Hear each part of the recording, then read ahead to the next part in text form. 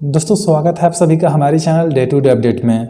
दोस्तों इस वीडियो में बीएसपीएसएल भर्ती से रिलेटेड कंप्यूटर का प्रैक्टिस सेट देखेंगे और इस सीरीज में यहाँ पे मतलब कि टॉप 1000 का जो क्वेश्चन है उसके सीरीज में ऑलरेडी 4 क्लास हम करा चुके हैं, ये 5वां क्लास होने वाला है।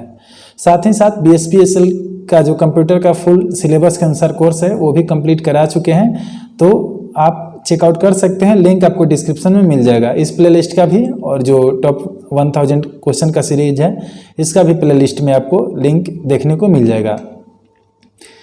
एक और बात है, यहाँ पे जो टॉप 1000 क्वेश्चन का सीरीज है उसमें ये जो है प्रीवियस ईयर का भी क्वेश्चन हम कंप्लीट करा रहे हैं। उसके बाद में सब्सिक्वेंट फेजेस में और भी अलग अलग तरह के क्वेश्चंस हम आपको कराएंगे, जिसके बाद सभी क्वेश्चंस कंप्लीट हो जाने के बाद में बहुत ज़्यादा आपको हेल्प मिलेगी एग्जामिनेशन के क्वेश्चंस अटेम्प्ट करने में।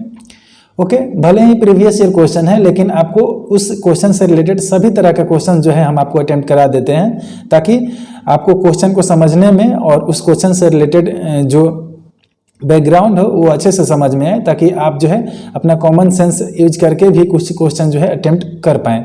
ओके, यहाँ से हम लोग स्टार्ट करते हैं आज का क्लास। दोस्तों इस सेट में हमने टोटल 20 क्वेश्चन जो है सेलेक्ट किया है, और ये जो है आपको बीएसपीएसएल का जो जेईई इलेक्ट्रिकल का एग्जाम हुआ है वो बैच 2 का पेपर है। 30 जनवरी 2019 को एक एग्जाम हेल्ड किया गया था। ओके, यहाँ से क्वेश्चन नंबर 1 देखते हैं। क्वेश्चन नंबर पहला है कि एमएस वर्ड 2016 में निम्नलिखित में से किस रिबन आइटम में हेडर एवं फुटर विकल्प मौजूद होता है। जो इसका करेक्ट आंसर होगा ऑप्शन नंबर ए होगा। इंसर्ट जो टैब है, इंसर्ट रिबन में यहाँ पे हेडर एंड फुटर का जो ऑप्शन है वो अवेलेबल रहता है। यहाँ पे आप देख सकते हैं ये इंसर्ट जो है टैब है, और इसमें यहाँ पे हेडर एंड फुटर का जो विकल्प है वो आपको मिल जाएगा देखने को। और हेडर और फुटर का क्या काम होता है उसके बारे में पढ़ना है तो एमएस ऑफिस का जो क्लास हम लिए हैं एमएस वर्ड वाले सेक्शन में आप जाकर देख सकते हैं। यहाँ पे और जो ऑप्शन में अगला ऑप्शन नंबर बी में व्यू दिया गया है, तो व्यू ऑप्शन यहाँ पे ऐसा दिखता है, व्यू टैब ऐसा दिखता है, आप देख सकते हैं ये सभी ऑप्शन इसमें अवेलेबल रहते हैं। वहीं बात किया जाए फॉर्मेट वाला जो टैब है उसमें क्या क्या ऑप्शन है, तो ये सभी ऑप्शन जो है फॉर्मेट वाला टैब में रिबन टैब में अवेलेबल रहता है। क्वेश्चन नंबर 2 देखते हैं। बोल रहा है कि कौन सा इनपुट डिवाइस एनालॉग इंफॉर्मेशन को डिजिटल रूप में परिवर्तित करता है, जिसका यूज ड्राइंग और इमेज में सुधार या बदलाव करने जैसे बारीकी काम के लिए किया जाता है। यहाँ पे ध्यान दीजिएगा, एनालॉग से यहाँ पे डिजिटल जो है में इंफॉर्मेशन को चेंज करने का बोल रहा है। जो इसका करेक्ट आंसर होगा ऑप्शन नंबर सी होगा। डिजिटाइजर के बारे में यहाँ पे बात किया जा रहा है। डिजिटाइजर यहाँ पे एक पेन टैबलेट जैसा ही एक डिवाइस होता है, जो कि कोई भी जो इमेज होता है, जो कोई भी फिजिकल इमेज होता है उसको जो है डिजिटल रूप में जो है बनाकर आपको दे देता है। पेन टैबलेट के बारे में आपको पता होगा, पेन टैबलेट से ही ये मैं आपको इन्फॉर्मेशन जो है ये स्क्रीन पे लिख पा रहा हूँ। यहाँ पे ऐसा ही कुछ होता है यहाँ पे डिजिटाइजर। ओके, और इसी तरह का यहाँ पे पेन टैब भी देखने को मिलता है, जिसमें कि एक टैबलेट जैसा स्क्रीन जैसा कुछ होता है और ये पेन आपको एक मिलता है, इसी को पेन टैब बोलते हैं। लेकिन डिजिटाइजर और पेन टैब में एक बेसिक अंतर होता है, दोनों का अंतर हम लोग समझ लेते हैं। देखिए, जो डिजिटाइजर का यूज होता है, जो उद्देश्य है ये भौतिक आकृतियों को, जो मतलब फिजिकल जो इमेज होता है उसको डिजिटल रूप में बदलने के लिए यूज किया जाता है। वहीं बात किया जाए ड्राइंग टैबलेट की, तो ये सीधे डिजिटल ड्राइंग और पेंटिंग के लिए यूज किया जाता है। डिजिटाइजर का जो उपयोग होता है वो आर्किटेक्चर के क्षेत्र में, इंजीनियरिंग के क्षेत्र में और मैपिंग के लिए किया जाता है। जो CAD एप्लीकेशन है वो उसमें भी इसका यूज होता है। कंप्यूटर एडेड डिजाइन ये एप्लीकेशन में भी यूज होता है। ड्राइंग टैबलेट की बात किया जाए तो ये डिजिटल आर्ट, ग्राफिक्स डिजाइन और पेंटिंग में यूज होता है। फंक्शन की बात किया जाए तो जो डिजिटाइजर होता है वो एनालॉग से डिजिटल डाटा में रूपांतरण करता है, और ड्राइंग टैबलेट जो है सीधा डिजिटल कंटेंट का निर्माण करता है।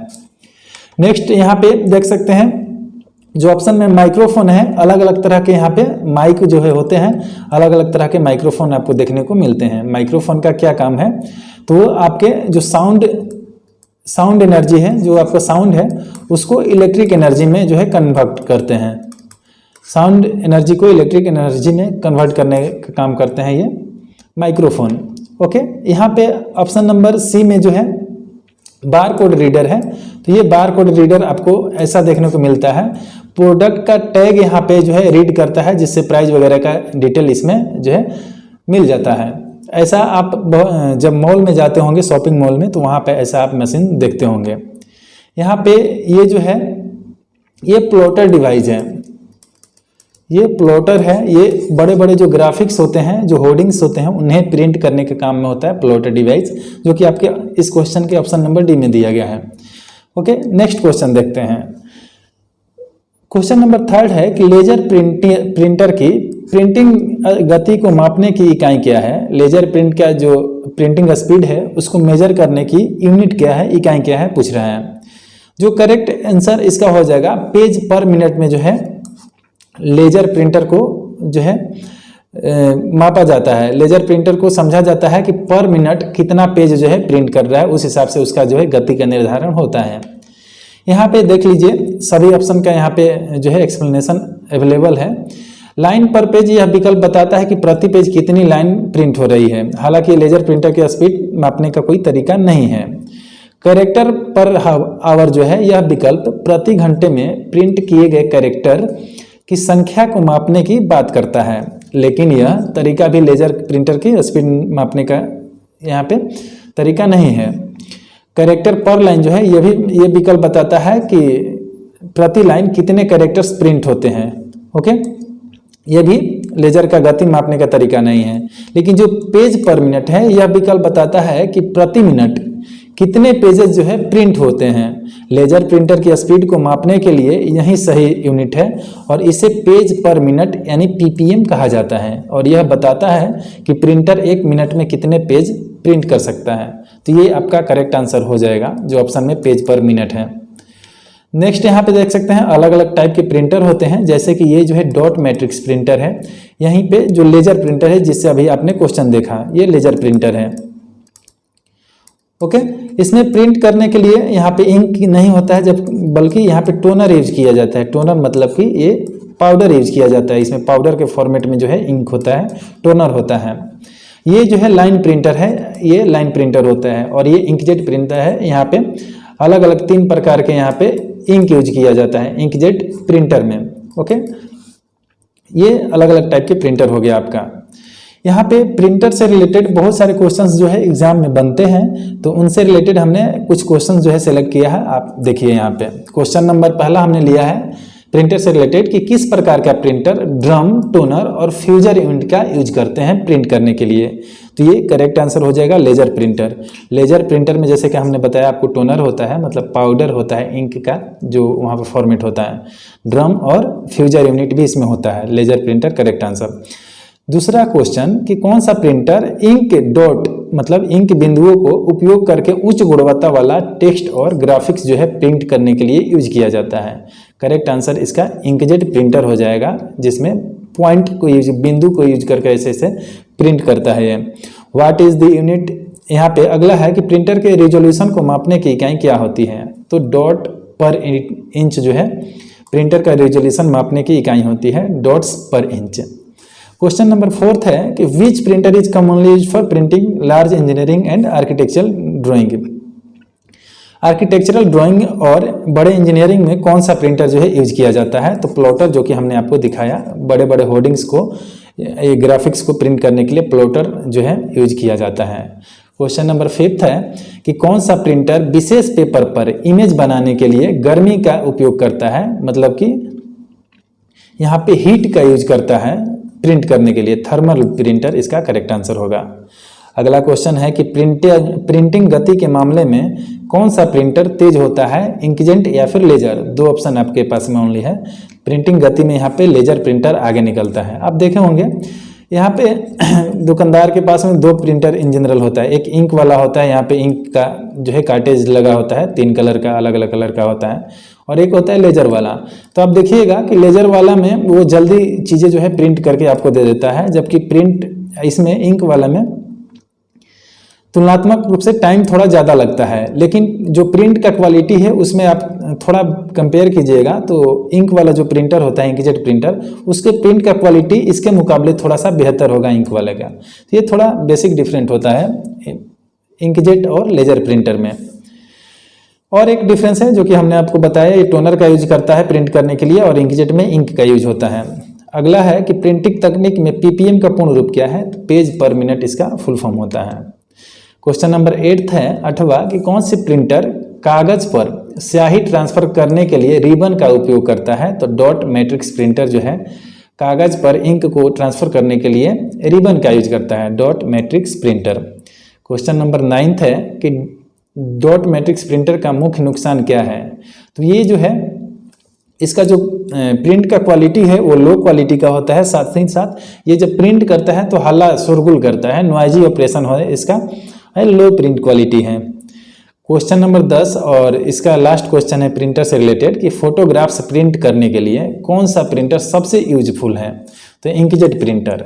यहाँ पर प्रिंटर से रिलेटेड जो भी क्वेश्चन जो है एग्जाम में बनते हैं वो हमने आपको कंप्लीट करा दिया है, तो ये इसे आप जो है दोबारा से देख सकते हैं।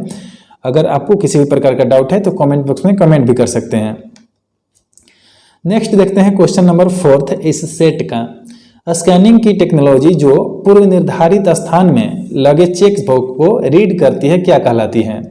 कहने का मतलब कोई भी चेक आपने चेक जो है गोला के रूप में हो सकता है या फिर ऐसे हो सकता है, तो कोई भी चेक बॉक्स को रीड करने के लिए कौन सी टेक्नोलॉजी का यूज किया जाता है? इसका जो करेक्ट आंसर हो जाएगा सी होगा, ऑप्टिकल मार्क रिकॉग्निशन। OMR जो सीट आप ऑफलाइन पेपर देते हैं तो वहाँ पे आपका जो आंसर है उसको टिक कुछ इस प्रकार से किया जाता है, तो इसे रीड किया जाता है OMR मशीन के द्वारा, मतलब ऑप्टिकल यहाँ पे मार्क रिकॉग्निशन सिस्टम द्वारा, मशीन द्वारा।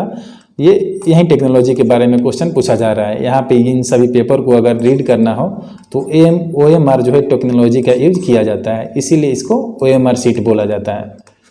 ओके,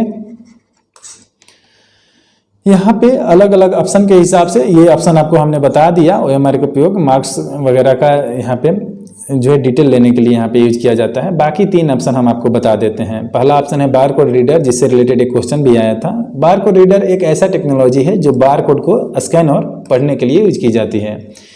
ओके, OCR क्या है? तो इसका फुल फॉर्म होता है ऑप्टिकल कैरेक्टर रिकॉग्निशन। एक ऐसा टेक्नोलॉजी है जो प्रिंटेड या फिर हाथ से लिखे हुए टेक्स्ट को डिजिटल टेक्स्ट में बदलती है। इसका आप यूज देखिएगा, पता है कहाँ? ये आप देखिएगा जो गूगल का लेंस फीचर है उसमें कोई भी आप टेक्स्ट जो है या फिर फोटो अपलोड करते हैं तो आपको इजीली वो कॉपी आप कर सकते हैं, कहीं पेस्ट कर सकते हैं, मतलब टेक्स्ट को वो रिकॉग्नाइज कर लेता है। ये ऑप्टिकल कैरेक्टर रिकॉग्निशन उसको बोलते हैं। अगला है यहाँ पे MICR, magnetic ink character recognition. तो इसका यूज कहाँ किया जाता है? तो बैंक में देखिएगा तो चेक को रीड करने के लिए एक मशीन रखा रहता है, उसमें जो है इसका यूज किया जाता है मैग्नेटिक इंक कैरेक्टर रिकॉग्निशन। इसे देख लीजिए, एक ऐसा टेक्नोलॉजी है जो विशेष चुंबकीय स्याही मतलब मैग्नेटिक इंक में से छपे हुए कैरेक्टर को पढ़ने के लिए यूज किया जाता है। यह बैंकिंग में चेक्स की प्रक्रिया को अधिकतर यूजफुल बनाता है। नेक्स्ट यहाँ पे निम्नलिखित में से कौन सा OSI परत पैकेट राउटिंग के लिए जिम्मेदार है? ओके, OSI क्या होता है इसके बारे में पहले वाले वीडियोस में हमने डिटेल में बताया है, लेकिन इसमें हम लोग जो ऑप्शन है उसके बारे में पढ़ लेंगे। ओके, तो देखिए यहाँ पे OSI परत जो पैकेट राउटिंग के लिए मतलब डाटा पैकेट को रूट करने के लिए यहाँ पे कौन जिम्मेदार होता है? तो करेक्ट आंसर हो जाएगा नेटवर्क लेयर। यहाँ पे अलग अलग प्रकार के लेयर होते हैं, ये 4 लेयर के बारे में हमने आपको बताया है। टोटल यहाँ पे 7 लेयर होते हैं, जिसमें physical layer, data link layer, network layer जिससे रिलेटेड अभी ये क्वेश्चन पूछा गया है, transport layer, session layer, presentation layer और एप्लीकेशन लेयर। तो देखिए यहाँ पे जो OSI जो मॉडल है वो मॉडल एक प्रकार का सैद्धांतिक मॉडल बोल सकते हैं इसको, या फिर ऐसे समझिए कॉन्सेप्चुअल ये मॉडल है, कॉन्सेप्चुअल मॉडल है, जिससे कि आप जो कंप्यूटर नेटवर्क है उसके बारे में आप छोटा से छोटा डिटेल भी अच्छे से समझ सकें, उसे समझाने के लिए एक तरह से मॉडल डिजाइन किया गया है, जिसे OSI मॉडल बोला जाता है, कंप्यूटर नेटवर्क के बारे में समझने के लिए या फिर समझाने के लिए। और इसमें अलग अलग तरह का यहाँ पे लेयर, 7 तरह का लेयर यहाँ पे डिवाइड किया गया है और 7 लेयर का अलग अलग काम होता है, जिसमें से नेटवर्क लेयर यहाँ पे से क्वेश्चन आया है, देख लीजिए। नेटवर्क लेयर क्या है? तो ये पैकेट राउटिंग के लिए जिम्मेदार होती है। यह परत नेटवर्क के बीच डाटा पैकेट को रूट करने का काम करती है। यह परत आईपी एड्रेस और रूटिंग को हैंडल करती है, जिसमें पैकेट को सही गंतव्य तक यानी डेस्टिनेशन तक पहुंचाया जा सके। यहाँ पे एक और ऑप्शन है ट्रांसपोर्ट लेयर का, जिसमें बताया गया है कि डाटा के ट्रांसपोर्टेशन के लिए ये रिस्पॉन्सिबल होती है, मतलब डाटा को भेजने के लिए एक जगह से दूसरे जगह, उसके लिए रिस्पॉन्सिबल होता है ट्रांसपोर्ट लेयर। यह डाटा को सेगमेंट में विभाजित करती है और यह सुनिश्चित करती है कि डाटा सही तरीके से स्रोत से गंतव्य तक पहुंच जाए, लेकिन यह पैकेट राउटिंग के लिए जिम्मेदार नहीं होती है। एक बार ध्यान से देख लीजिएगा तो कुछ यहाँ पे कीवर्ड है जिससे आप अच्छे से आंसर जो है क्लिक कर सकते हैं एग्जाम में। आपको बहुत ज़्यादा डिटेल में पढ़ने की जरूरत नहीं है, लेकिन एक बार आपको एक बार दिमाग में बैकग्राउंड में बैठाना पड़ेगा कि ये चीज़ें है क्या और कैसे काम करती हैं। जैसे कि नेटवर्क लेयर नेटवर्क से रिलेटेड है, तो आपको याद करना पड़ेगा कि ये डाटा पैकेट के लिए जिम्मेदार है, रूट करने के लिए। ट्रांसपोर्ट लेयर है, मतलब किसी चीज़ को ले जाने के लिए, ढोने के लिए, कैरी करने के लिए, तो यहाँ पे ट्रांसपोर्टेशन से रिलेटेड है, तो ये यहाँ पे ट्रांसपोर्टेशन के लिए जिम्मेदार है ट्रांसपोर्ट लेयर। ऐसे ही आप जो है याद कर लीजिएगा, इससे रिलेटेड क्वेश्चन बनते हैं। आप देख भी रहे हैं कि ये सभी जो क्वेश्चन है प्रीवियस ईयर का हम आपको करा रहे हैं। प्रेजेंटेशन लेयर ऑप्शन में है, डाटा के फॉर्मेटिंग और एन्क्रिप्शन के लिए जिम्मेदार होती है। यह परत डाटा को एक फॉर्मेट से दूसरे फॉर्मेट में बदलने का काम करती है। एप्लीकेशन लेयर क्या है, तो यूजर और एप्लीकेशन के लिए सर्विस प्रोवाइड करती है। यह परत यूजर द्वारा उपयोग किए जाने वाले एप्लीकेशन सॉफ्टवेयर के साथ इंटरफेस करती है, लेकिन पैकेट राउटिंग के लिए ये जिम्मेदार नहीं है। ओके, यहाँ पे जो नेटवर्क लेयर है इससे रिलेटेड बहुत बार क्वेश्चन पूछा जा चुका है, तो आप याद रख लीजिएगा, ये जो डाटा पैकेट्स होते हैं उनको रूट करने के लिए जिम्मेदार होती है, पैकेट राउटिंग के लिए जिम्मेदार होती है नेटवर्क लेयर। यहाँ पे ये सभी लेयर है, इसके बारे में हमने डिटेल में पढ़ाया है पहले के वीडियोज़ में, जो कंप्यूटर नेटवर्क वाला टॉपिक है उसमें। नेक्स्ट यहाँ पे देखते हैं क्वेश्चन नंबर 6। निम्नलिखित में से कौन सा ऑप्शन लोकल एरिया नेटवर्क और इंटरनेट के बीच बैरियर के रूप में कार्य करता है? लैन और इंटरनेट के बीच में बैरियर के रूप में कौन कार्य करता है? इसका जो करेक्ट आंसर हो जाएगा ऑप्शन नंबर सी होगा, फायरवॉल। फायरवॉल जो है आपके सिस्टम में जो अनऑफिशियल या फिर अनधिकृत जो प्रवेश होता है, हैकर वगैरह से बचाने का भी काम करता है फायरवॉल। यहाँ पे पहले फायरवॉल को देखते हैं। फायरवॉल जो ऑप्शन सी है, यह एक सुरक्षा उपकरण या फिर सॉफ्टवेयर होता है जो लोकल एरिया नेटवर्क और इंटरनेट के बीच एक बैरियर के रूप में कार्य करता है। यह नेटवर्क ट्रैफिक की निगरानी करता है और अनधिकृत एक्सेस को, मतलब अनऑथोराइज, अनधिकृत मतलब होता है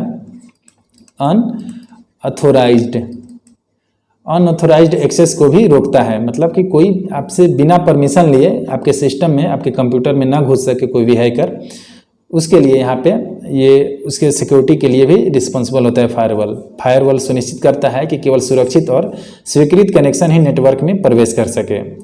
एक और ऑप्शन में चीज़ है क्रॉस सर्वर स्क्रिप्टिंग। ये क्या होता है? इसे शॉर्ट में बोलते हैं XSS, इसको फुल फॉर्म है क्रॉस सर्वर स्क्रिप्टिंग। यह एक प्रकार का सिक्योरिटी वल्नरेबिलिटी है जो वेब एप्लीकेशन में होता है। यह बैरियर का काम नहीं करता, बल्कि इसके माध्यम से हमलावर वेब पेज पर दुर्भावनापूर्ण स्क्रिप्ट चला सकते हैं, जिससे आपका सिस्टम जो है हैक हो सकता है।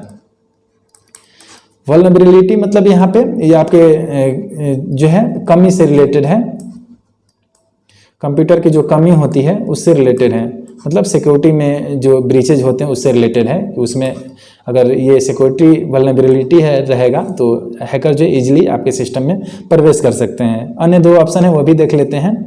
एसक्यूएल इंजेक्शन क्या है? तो यह एक साइबर अटैक टेक्नोलॉजी है जिसका यूज डाटाबेस में अनऑफिशियल कमांड को चलाने के लिए किया जाता है। यह सुरक्षा उल्लंघन के लिए जिम्मेदार है, लेकिन लैन और इंटरनेट के बीच बैरियर के रूप में कार्य नहीं करता है। यहाँ पे ऑप्शन बी है हैशिंग। हैशिंग एक क्या है? क्रिप्टोग्राफिक प्रक्रिया है जिसका उपयोग डाटा की अखंडता सुनिश्चित करने के लिए किया जाता है। यह डाटा को एक निश्चित लंबाई के फॉर्मेट में बदलता है, लेकिन यह नेटवर्क ट्रैफिक को फिल्टर या फिर बैरियर का काम नहीं करता है। इसलिए नेटवर्क ट्रैफिक को फिल्टर और बैरियर का काम कौन करता है? तो वो करता है यहाँ पे फायरवॉल। नेक्स्ट यहाँ पे क्वेश्चन देखते हैं कि MS एक्सेल 2016 में ओपन डायलॉग बॉक्स खोलने हेतु कौन सा शॉर्टकट किए हैं? तो ओपन डायलॉग बॉक्स खोलने के लिए MS एक्सेल में यहाँ पे Alt+F12 यहाँ पे की प्रेस करना पड़ता है आपको। अन्य जो शॉर्टकट की है ये भी देख लीजिए। ये हो गया आपका जो आंसर है ओपन डायलॉग बॉक्स से रिलेटेड। Ctrl+F12 जो है शॉर्टकट की का उपयोग MS एक्सेल में ओपन डायलॉग बॉक्स को खोलने के लिए किया जाता है, जिससे आप फाइलें खोल सकते हैं। इसका भी यूज आप कर सकते हैं। शिफ्ट F12 शॉर्टकट की का उपयोग एक्सेल में फाइल को सेव करने के लिए किया जाता है, ना कि ओपन डायलॉग बॉक्स खोलने के लिए। तो इसका use shift plus F12 file को सेव करने के लिए। F12 शॉर्टकट की का यूज एक्सेल में सेव एज डायलॉग बॉक्स को खोलने के लिए किया जाता है। तो अलग अलग कीज का अलग अलग वर्क होता है, ये सभी कॉम्बिनेशन की बोलते हैं, शॉर्टकट की का रूप है ये। क्वेश्चन नंबर 8 है 8th कि इनमें से कौन सा एप्लीकेशन MS ऑफिस का है। यहाँ पे आपको ऑफिस की बात है पता होगा, MS वर्ड जो है नाम ही में इसके है, तो माइक्रोसॉफ्ट का ही एप्लीकेशन है MS वर्ड, ये वर्ड एप्लीकेशन। बाकी फोटोशॉप जो है एडोब कंपनी है, उसका एप्लीकेशन है। जीमेल और क्रोम जो है गूगल का एप्लीकेशन है। तो करेक्ट आंसर इसमें ये हो जाएगा वर्ड। बाकी ये स्क्रीन पे ये सभी डिटेल हमने दे दिया है, आप पढ़ सकते हैं। वैसे हमने बता दिया आपको कौन सा एप्लीकेशन कौन सी कंपनी का है। नेक्स्ट यहाँ पे निम्नलिखित में से विकल्पों में से पेरिफेरल डिवाइस की पहचान करें। जो पेरिफेरल डिवाइस है इसमें करेक्ट आंसर ऑप्शन नंबर ए हो जाएगा। CPU जो है एक तरह का पेरिफेरल डिवाइस है। क्या होता है पेरिफेरल डिवाइस, तो देख लीजिए, जो कंप्यूटर सिस्टम के बाहर स्थित होते हैं और कंप्यूटर से जुड़कर विभिन्न कार्यों को अंजाम देते हैं, मतलब विभिन्न कार्यों को ऑपरेशन में जो है सम्मिलित होते हैं। यह उपकरण कंप्यूटर के मुख्य घटक जैसे CPU, मेमोरी, मदरबोर्ड का हिस्सा नहीं होते हैं, लेकिन वे कंप्यूटर के संचालन के लिए महत्वपूर्ण होते हैं। एक सेकंड, यहाँ पे अलग से जोड़कर ये जो पेरिफेरल डिवाइस होते हैं कंप्यूटर का हिस्सा नहीं होते हैं, ये कंप्यूटर का जो है इंटरनल हिस्सा नहीं होते हैं। ये पेरिफेरल डिवाइस ये बाहर से जुड़ते हैं। जो पेरिफेरल डिवाइस है ना, ये बाहर से जुड़ते हैं। तो इसमें पेरिफेरल डिवाइसेस में क्या आ जाएगा, आपको माउस आ जाएगा, कीबोर्ड आ जाएगा और प्रिंटर आ जाएगा। ओके, इसको आप बाहर से अटैच कर सकते हैं कनेक्शन के थ्रू। तो ये CPU नहीं होगा करेक्ट आंसर, इसका जो है ये प्रिंटर हो जाएगा। ये बाहर से आप इसे जो है कनेक्ट करके आप जो है कंप्यूटर का कार्य करते हैं। जो भी कंप्यूटर इससे रिलेटेड काम है प्रिंटर का, वो काम करते हैं। तो करेक्ट आंसर बी हो जाएगा प्रिंटर। ये CPU, ALU और स्प्रेडशीट जो है ये कंप्यूटर से रिलेटेड है और ये इंटरनल है। CPU भी अंदर ही लगा होता है, ALU भी उसके अंदर ही होता है। स्प्रेडशीट तो ये एप्लीकेशन है, तो ये तो है हो ही नहीं सकता। करेक्ट आंसर बी होगा, प्रिंटर होगा। पेरिफेरल डिवाइस यहाँ पे देख लीजिए। पेरिफेरल डिवाइसेस के 3 मुख्य श्रेणी में विभाजित किया जाता है। ओके, यहाँ पे पहला होते हैं इनपुट डिवाइसेस जैसे कि कीबोर्ड, माउस और स्कैनर। यहाँ पे दूसरा आउटपुट डिवाइसेस जैसे कि मॉनिटर, प्रिंटर और स्पीकर। ये आपके ऑप्शन में था प्रिंटर, ये पेरिफेरल डिवाइस है। और तीसरा यहाँ पे स्टोरेज डिवाइस होते हैं जिसमें कि hard drive, USB flash drive और CD DVD ड्राइव होते हैं। तो ये आपको ध्यान देना है। पेरिफेरल डिवाइस वो डिवाइस होते हैं जो कि कंप्यूटर में अलग से जोड़कर, अलग से कनेक्ट करके और जो उससे रिलेटेड ऑपरेशन है उसको अंजाम दिया जाता है, कंप्यूटर के कार्यों को किया जाता है, अलग से उसे कनेक्ट किया जाता है, वो पेरिफेरल डिवाइस कहलाते हैं। इसका करेक्ट आंसर बी होगा प्रिंटर। उसी प्रकार से 3 प्रकार के पेरिफेरल डिवाइस होते हैं, इनपुट डिवाइसेस, आउटपुट डिवाइसेस और स्टोरेज डिवाइसेस। और सभी का क्रमशः हमने आपको ये एग्जाम्पल भी बता दिया है। यहाँ पे क्वेश्चन नंबर 10 देखते हैं कि इनमें से कौन हार्डवेयर डिवाइस पर्सनल कंप्यूटर को डायल अप इंटरनेट कनेक्शन से जोड़ता है। जो इसका करेक्ट आंसर होगा ऑप्शन नंबर डी होगा मॉडेम। मॉडेम जो डिवाइस है वो पर्सनल कंप्यूटर को डायल अप इंटरनेट कनेक्शन से कनेक्ट करता है, जोड़ता है। यहाँ पे देख लीजिए जो ऑप्शन नंबर डी है करेक्ट आंसर। मॉड्यूलेटर, डिमॉड्यूलेटर इसका फुल फॉर्म होता है। फुल फॉर्म भी वन लाइनर में यहाँ पे पूछ लिया जाता है कभी कभी। यहाँ पे वह डिवाइस है जो पर्सनल कंप्यूटर को डायल अप इंटरनेट कनेक्शन से जोड़ता है। मॉडेम एनालॉग सिग्नल को डिजिटल सिग्नल में और डिजिटल सिग्नल को एनालॉग सिग्नल में परिवर्तित करता है, जिससे टेलीफोन लाइनों के माध्यम से इंटरनेट कनेक्शन स्थापित किया जा सके। बाकी और जो 3 ऑप्शन है यहाँ पे देख सकते हैं। रिपीटर क्या होता है? रिपीटर एक नेटवर्क डिवाइस है जिसका यूज नेटवर्क सिग्नल को बढ़ाने और दूरी तक भेजने के लिए किया जाता है। यह डायल अप इंटरनेट कनेक्शन के लिए उपयोग नहीं किया जाता है। हब क्या होता है? तो हब भी एक नेटवर्किंग डिवाइस है जो कंप्यूटरों को एक साथ कनेक्ट करने के लिए यूज किया जाता है। ब्रिज क्या होता है? तो ब्रिज भी नेटवर्क डिवाइस है जो 2 या उससे अधिक नेटवर्क को जोड़ता है, उन्हें आपस में संचारित करने की अनुमति देता है। तो ये चारों ऑप्शन का एक्सप्लेनेशन रहा। नेक्स्ट यहाँ पे देख सकते हैं बहुत तरह के यहाँ पे नेटवर्क डिवाइसेज होते हैं। ओके, ये मॉडेम है, यहाँ पे NIC इसको बोलते हैं, और ये रिपीटर है जो कि ऑप्शन में दिया गया था। ओके, हब है, ये हब होता है, ये कनेक्ट किया जाता है एक से ज़्यादा डिवाइसेस को कनेक्ट करने के लिए हब का यूज किया जाता है। यहाँ पे ये स्विच है, एक से ज़्यादा नेटवर्क को कनेक्ट करने के लिए स्विचेज का यूज किया जाता है। ये राउटर है, आपको पता होगा राउटर के बारे में, और ये ब्रिज है, और ये गेटवे है जो कि स्विच जैसा ही दिखता है लेकिन थोड़ा सा डिफरेंट उससे काम होता है। टाइप्स ऑफ नेटवर्क डिवाइसेस ये सभी है। यहाँ पे क्वेश्चन नंबर 11 की बात किया जाए कि गीगाबाइट इथरनेट के लिए IEEE मानक क्या है, IEEE जो स्टैंडर्ड है वो क्या है। जो इसका करेक्ट आंसर होगा ऑप्शन नंबर डी होगा IEEE 802.3Z। यहाँ पे institute of electrical and electronics engineer यहाँ पे इसका जो है स्टैंड्स फॉर होता है, फुल फॉर्म होता है। एक अंतर्राष्ट्रीय मानक संगठन है जो इलेक्ट्रिकल, इलेक्ट्रॉनिक्स, कंप्यूटर विज्ञान और दूरसंचार क्षेत्रों में जुड़े टेक्नोलॉजी स्टैंडर्ड तैयार करता है। जो IEEE स्टैंडर्ड है उन मानकों का एक समूह है जिसे IEEE द्वारा विकसित और प्रकाशित किया जाता है ताकि विभिन्न तकनीकी उपकरणों और प्रणालियों के बीच सघनता और एकरूपता सुनिश्चित किया जा सके। यहाँ पे जो ऑप्शन है वहाँ पे ऑप्शन नंबर ए और ऑप्शन नंबर सी जो है वो ओनली ऑप्शन बनाने के लिए दिया गया है, उससे रिलेटेड कोई भी मानक IEEE मानक नहीं होता है, इसलिए उन दोनों ऑप्शन का एक्सप्लेनेशन यहाँ पे नहीं दिए हैं हम। बाकी बी और डी का एक्सप्लेनेशन देख सकते हैं। यहाँ पे जो ये है IEEE 802.3U, यह ऐसा स्टैंडर्ड्स है जो 100 Mbps या फिर उससे ज़्यादा इंटरनेट के लिए यूज किया जाता है, जिसे फास्ट इथरनेट भी कहा जाता है। और जो जिसका correct answer option number D था IEEE 802.3Z, ये जो स्टैंडर्ड है ये गीगाबाइट इथरनेट के लिए स्टैंडर्ड है। यह 100 Mbps यानी 1 Gbps की गति पर डाटा ट्रांसमिशन को सक्षम बनाता है। यह मानक मुख्य रूप से फाइबर ऑप्टिक केबल्स के लिए डिजाइन किया गया था, लेकिन बाद में कॉपर केबल्स पर भी लागू किया गया। क्वेश्चन नंबर 12 देखते हैं 12 कि ईमेल एड्रेस जैसे someone@example.com का कौन सा हिस्सा डोमेन नेम कहा जाएगा। मतलब जो ये दिया गया है ईमेल एड्रेस someone@example.com का कौन सा हिस्सा यहाँ पे डोमेन नेम कहा जाएगा। देखिए जो कंपनी है या फिर जो एग्जाम लिए थे उस कंपनी ने इसका आंसर जो है ऑप्शन नंबर सी माना है, एग्जाम्पल। ओके, तो अभी भी के लिए हम इसका जो आंसर है वो एग्जाम्पल ही मान लेते हैं, लेकिन इसका फंक्शन हम लोग देख लेते हैं क्या कैसे काम करता है। जैसे कि someone@example.com हो गया, इसमें डोमेन नेम पूछा था तो ओनली एग्जाम्पल यहाँ पे आंसर दिया गया है, लेकिन जो कंप्लीट आंसर होगा example.com होगा। ये domain total domain name example.com होगा। इसमें जो एग्जाम्पल है वो सेकेंड लेवल का डोमेन है, द्वितीय स्तरीय या फिर सेकेंड लेवल डोमेन कहलाता है। और जो डॉट के साथ में चीज़ें जुड़ता है जैसे कि .in, .com, .gov सुने होंगे, तो ये सभी जो है टॉप लेवल डोमेन कहलाते हैं। जैसे कि .com है, ये कमर्शियल यूज के लिए यूज किया जाता है। .gov है, गवर्नमेंट साइट्स के लिए यूज किया जाता है। .in फॉर इंडिया होता है, इंडिया में जो भी वेबसाइट है उनको डिनोट करने के लिए .in यूज किया जाता है। तो ये कहलाते हैं टॉप लेवल डोमेन। और जो ये एग्जाम्पल ओनली है ये सेकेंड लेवल डोमेन कहलाता है। और टोटल जो डोमेन है वो example.com मिलकर बनेगा, लेकिन यहाँ पे जो अगर ये ऐसा ऑप्शन रहे तो एग्जाम्पल ही ज़्यादा सुटेबल आंसर होगा इसमें।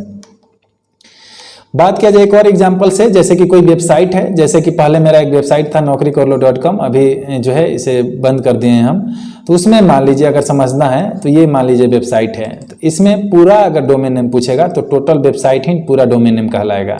लेकिन अगर पूछेगा इसमें टॉप लेवल डोमेन कौन सा है तो .com हो जाएगा, सेकेंड लेवल डोमेन कौन सा है तो naukrikarlo हो जाएगा। तो उम्मीद है कि आप समझ गए होंगे। यहाँ पे .com क्या दर्शाता है कि ये कमर्शियल वेबसाइट के लिए जो है डोमेन डिजाइन किया गया है, वेबसाइट बनाया गया है। नेक्स्ट देखते हैं क्वेश्चन नंबर 13 कि किस प्रकार का वायरस X फाइलों के साथ संलग्न होकर उसे इन्फेक्टेड या संक्रमित कर देता है और इन्फेक्टेड X फाइल अन्य X फाइलों पर हमला कर उन्हें भी संक्रमित कर देता है। ये एग्जीक्यूशन से रिलेटेड फाइल होता है। ओके, जो इसका करेक्ट आंसर होगा ऑप्शन नंबर ए होगा। जो पैरासाइटिक वायरस होते हैं वो X फाइलों को जो है संक्रमित कर देते हैं। यहाँ पे ये देख लीजिए, ऐसा वायरस होता है जो एग्जीक्यूटेबल फाइल, एक्स फाइल मतलब एग्जीक्यूटेबल फाइलों के साथ संलग्न होता है, मतलब अटैच होता है। जब यह फाइल एक बार जो है संक्रमित होता है, मतलब जब उसमें वायरस घुस जाता है, जो पैरासाइटिक वायरस है, तो वह अन्य एक्स फाइलों को भी संक्रमित करने का प्रयास करती है। पैरासाइटिक मतलब आप समझ सकते होंगे, हिंदी में इसका मतलब होता है परजीवी, मतलब जो एक किसी दूसरे में यहाँ पे अपना जीवन यापन करे या फिर दूसरे के साथ अटैच होकर उसमें अपना काम चलाए या फिर वो कोई भी अपना वर्क करे, उसे बोलते हैं पैरासाइटिक। तो उससे रिलेटेड है। यह क्या होता है, अटैच हो जाता है एक्स फाइलों में, तो यह अन्य एक्स फाइलों को भी संक्रमित करने का प्रयास करता है। यह वायरस खुद को फाइल के कोड में जोड़ता है और किसी भी नए प्रोग्राम को संक्रमित करने के लिए तैयार रहता है। तो पैरासाइटिक नाम पे ही यहाँ पे जो इसका काम है आप देख सकते हैं। जो बूट सेक्टर वायरस है जो ऑप्शन में दिया गया है, वह वायरस होता है जो कंप्यूटर के बूट सेक्टर पर हमला करता है, जो कंप्यूटर के हार्ड ड्राइव या फिर फ्लॉपी डिस्क का प्रारंभिक हिस्सा होता है। यह एक्स फाइलों से संबंधित नहीं है। स्टील्थ वायरस का भी अन्य ऑप्शन में है नाम, तो इसका देख लीजिए क्या है एक्सप्लेनेशन। एक प्रकार का वायरस है जो खुद को छुपाने की कोशिश करता है ताकि एंटीवायरस प्रोग्राम उसे पहचान न सके। यह एक्स फाइलों से संबंधित हो सकता है लेकिन विशेष रूप से एक्स फाइलों के साथ संलग्न नहीं होता है। ओके, मेमोरी रेसिडेंट वायरस क्या होता है, तो जो कंप्यूटर की मेमोरी में लोड हो जाता है और तब तक सक्रिय रहता है, एक्टिव रहता है जब तक कंप्यूटर बंद नहीं हो जाता है। यह जो एक्स फाइलों के साथ संलग्न नहीं होता है बल्कि मेमोरी में सक्रिय रहता है। हम ये जो है .exe फाइल होते हैं। ओके, हम बार बार एक्स फाइल बोल रहे हैं तो उसे आप कंफ्यूज नहीं होइएगा। .exe फाइल होते हैं, जैसे कि MS वर्ड का जो फाइल होता है या फिर .pdf होता है, उसी तरह का ये .exe फाइल का एक्सटेंशन है ये। नेक्स्ट यहाँ पे हम निम्नलिखित में से किस विकल्प की मदद से MS वर्ड एप्लीकेशन को बंद कर सकते हैं। तो यहाँ पे जो करेक्ट आंसर हो जाएगा choose file menu and then exit sub menu. तो फाइल मेनू में जाने के बाद में एग्जिट सब मेनू क्लिक कीजिएगा तो MS वर्ड जो है बंद हो जाएगा। इसे आप यहाँ पे देख सकते हैं, ये तो हमने सेम चीज़ें लिखा है, यहाँ पे ऑप्शन नंबर डी होगा। बाकी यहाँ पे आप इमेज के माध्यम से देख लीजिए। ये जैसे कि यहाँ पे फाइल में गए, फाइल में जाने के बाद में यहाँ पे देखिएगा तो आपको एग्जिट सब मेनू यहाँ पे नीचे में देखने को मिलेगा। इस पर क्लिक कीजिएगा तो जो आपका एप्लीकेशन है वो क्लोज हो जाएगा। तो यही यहाँ पे बताया गया था, क्वेश्चन में पूछा गया था। एक और बात है, आपसे मैं बार बार बोलता हूँ कि जो मेरा वीडियोज़ है वो थोड़ा कम से कम 360 पिक्सल के क्वालिटी पे देखा कीजिए, या फिर हो सके तो इससे भी ज़्यादा, अगर आपको डाटा का प्रॉब्लम नहीं है तो आप इससे भी ज़्यादा क्वालिटी देख सकते हैं, ताकि जो सभी छोटी छोटी चीज़ें हम यहाँ पे लिखते हैं या फिर जो इमेज ऐड करते हैं उसका फ़ायदा आपको पहुँच सके, अच्छे से आप देख सकें। नहीं तो उसका कोई फ़ायदा नहीं है ये सभी इमेजेस ऐड करके आपको समझाने का, क्योंकि अगर आप उससे कम क्वालिटी पे 144 या फिर 240 पिक्सल पे देखिएगा तो हमें नहीं लगता है कि ये सभी चीज़ें आपको दिखता होगा। नेक्स्ट यहाँ पे क्वेश्चन नंबर 15 देखते हैं कि which of the following is are true regarding classes address block. ये क्लासलेस एड्रेस ब्लॉक के बारे में पूछा गया है कि कौन सा जो ऑप्शन है इसमें से करेक्ट है। तो देखिए, क्लासलेस एड्रेस ब्लॉक के बारे में हम भी आपको नहीं पढ़ाए हैं, लेकिन आपको इसमें हम समझा देते हैं ये क्या होते हैं। ऊपर ऊपर आप जान लीजिए। वैसे तो question in generally competitive examination में नहीं पूछा जाता है, लेकिन इसमें BSPCL में कुछ ज़्यादा ही हाई लेवल का क्वेश्चन जो है ऐड किया है। फिर भी हम आपको बताने की कोशिश करते हैं क्या है ये। तो देखिए यहाँ पे समझ लीजिए क्या है। क्लासलेस एड्रेस ब्लॉक नेटवर्किंग में IP यानी इंटरनेट प्रोटोकॉल एड्रेस आवंटित करने की एक विधि है। मतलब कि IP जो इंटरनेट प्रोटोकॉल एड्रेस होता है, IP एड्रेस को आवंटित करने के एक तरह का डिस्ट्रीब्यूट करने का ये विधि है कि किस सिस्टम को कौन सा एड्रेस यहाँ पे दिया जाए, उससे रिलेटेड विधि है। क्योंकि सभी जो सिस्टम होते हैं उनका IP एड्रेस जो है अलग अलग होता है। उसमें लोकेशन इन्वॉल्व होता है, वेबसाइट का नाम वगैरह इन्वॉल्व होता है, कौन सा सिस्टम यूज किया जा रहा है वो भी इन्वॉल्व होता है। तो उन सभी को ऐसा डिजाइन किया गया है, उस प्रकार का ये एक प्रकार का सिस्टम है जिससे कि IP एड्रेस को जो है आवंटित किया जा सके, डिस्ट्रीब्यूट किया जा सके। इसका नाम है क्लासलेस एड्रेस ब्लॉक। यहाँ पे जिसे क्लासलेस इंटर डोमेन रूटिंग कहते हैं, CIDR के रूप में जाना जाता है। इसका फुल फॉर्म देख लीजिए, क्लासलेस इंटर डोमेन रूटिंग या फिर राउटिंग। इस प्रणाली में IP एड्रेस ब्लॉक को क्लास आधारित सिस्टम के बजाय किसी भी आकार में लचीले ढंग से आवंटित किया जा सकता है। तो ये एक प्रकार का क्लास है आईपी एड्रेस को बांटने का, डिस्ट्रीब्यूट करने का। बाकी जो इसका करेक्ट आंसर हो जाएगा, तीनों हो जाएगा ऑप्शन नंबर बी, 1, 2 और 3। क्या है? ब्लॉक में एड्रेस की संख्या 2 का घातांक होनी चाहिए, 2 के घातांक में होनी चाहिए। और भी आगे हम लोग समझ लेंगे इसको। ब्लॉक में पते एक के बाद एक लगातार होने चाहिए, मतलब कंटिन्यू होने चाहिए। तीसरा है कि पहला एड्रेस कुल एड्रेस की संख्या से समान रूप से विभाजित होना चाहिए। तो ये तीनों जो है यहाँ पे आंसर हो जाएगा। ये यहाँ पे जो हमने आपको बताया वही चीज़ें यहाँ पे एक्सप्लेन किए हैं, तो इसे पॉज करके भी थोड़ा देर आप समझ सकते हैं। क्वेश्चन नंबर 16 है कि एमएस वर्ड में हैंगिंग इंडेंटेशन क्या है? तो जो इसका करेक्ट आंसर होगा ऑप्शन नंबर ए होगा, the second and all the following lines of a paragraph has more indentation value than the first line. तो पहले लाइन की अपेक्षा जो अगला सेकेंड लाइन होता है उसका जो है जो इंडेंटेशन होता है वो ज़्यादा होता है, ज़्यादा इंडेंट होता है। इसको समझने के लिए आप यहाँ पे देख लीजिए क्या है। हैंगिंग इंडेंटेशन वह स्थिति है जहां पैराग्राफ की पहली लाइन सामान्य रूप से शुरू होती है, जबकि दूसरी और उसके बाद की सभी लाइनों को कुछ अधिक इंडेंट किया जाता है। यह सामान्य बुलेटेड या नंबर किए गए सूचियों में उपयोग होता है। हमने एक यहाँ पे वीडियो चलाया है, आपको यहाँ पे एक एग्जाम्पल है, पहले ये एग्जाम्पल देख लीजिए, उसके बाद में हमने एक वीडियो भी यहाँ पे लगाया है, थोड़ा अच्छे क्वालिटी में देखिएगा तो समझ में आ जाएगा। देखिए यहाँ पे हैंगिंग इंडेंट क्या होता है। तो ये पहला जो लाइन है, ये पहला लाइन ये अच्छे से यहाँ से स्टार्ट हो रहा है, लेकिन ये जो दूसरा लाइन है ये इतना इंडेंट हो गया है, इतना स्पेस छोड़ने के बाद में स्टार्ट हो रहा है। तो पहला लाइन फिर से नॉर्मल हो रहा है और दूसरा लाइन जो है इंडेंट हो गया। पहला लाइन नॉर्मल है, फिर दूसरा लाइन जो है इंडेंट हो गया। तो यही जो चीज़ें हैं हैंगिंग इंडेंट में दिखाया जाता है। ऐसा आपको देखने में लगेगा कि जो दूसरा लाइन है पहले लाइन पे हैंग हो रहा है, तो इसीलिए इसका नाम है हैंगिंग इंडेंट। और इसे आप सेट कर सकते हैं कितना विड्थ होना चाहिए, कितना हाइट होना चाहिए। देखिए यहाँ पे हम दिखाते हैं, ये आप वीडियो ध्यान से देखिए कि क्या हो रहा है इसमें चीज़ें। जैसे कि ये एक पैराग्राफ है, इसको सिलेक्ट कर लिए आप, फिर राइट क्लिक कीजिएगा, फिर यहाँ पे पैराग्राफ वाला ऑप्शन में जाइएगा, फिर उसके बाद में यहाँ पे देखिए इंडेंट एंड स्पेसिंग यहाँ पे देखने को मिल जाएगा। फिर स्पेशल कैरेक्टर में यहाँ पे जाकर हैंगिंग सेलेक्ट कीजिएगा, यहाँ से साइज सेलेक्ट कीजिएगा और फिर देखिए चीज़ें ऐसा हो गया। तो ये है हैंगिंग इंडेंटेशन। ओके, उम्मीद है कि आप समझ गए होंगे ये सभी चीज़ें। नेक्स्ट बढ़ते हैं क्वेश्चन नंबर 17 की तरफ। निम्नलिखित इनपुट उपकरणों में से किसमें एक छड़ी होती है, स्टिक होती है, जो एक आधार पर घूमती है, मतलब कि एक बेस पे घूमती है और सीपीयू को इसके कोण या फिर दिशा का रिपोर्ट करती है, मतलब इसका एंगल और डायरेक्शन का रिपोर्ट करती है। तो जो इसका करेक्ट आंसर हो जाएगा जॉयस्टिक है। जॉयस्टिक के बारे में बताया जा रहा है, ये कंप्यूटर में गेम खेलने के लिए यूज किया जाता है जॉयस्टिक का।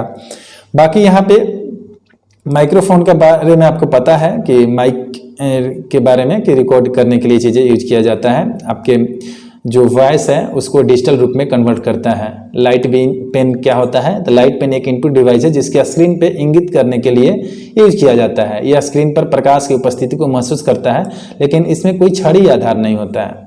कीबोर्ड के बारे में आपको पता है, जॉयस्टिक जो हमने आपको समझा दिया। ये कहाँ यूज होता है जॉयस्टिक का? तो गेमिंग में, ग्राफिकल एप्लीकेशन के यूज में किया जाता है। जॉयस्टिक क्या है? तो ये ऐसा कुछ देखने को मिलता है।